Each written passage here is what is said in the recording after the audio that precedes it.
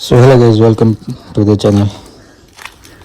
अभी सुबह सुबह के टाइम हुआ है 9 बजे और अपनी गाड़ी पे वॉश देखिए पानी पानी आ गया और इसको एक कोल्ड स्टार्ट करने वाला है। अभी देखते हैं कैसा रहता है कोल्ड स्टार्ट।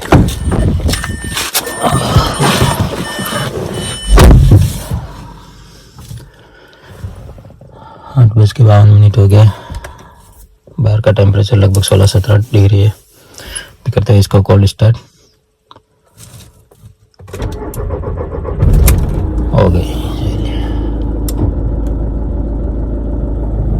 थोड़ा लंबा सेल लिया लेकिन स्टार्ट हो गई।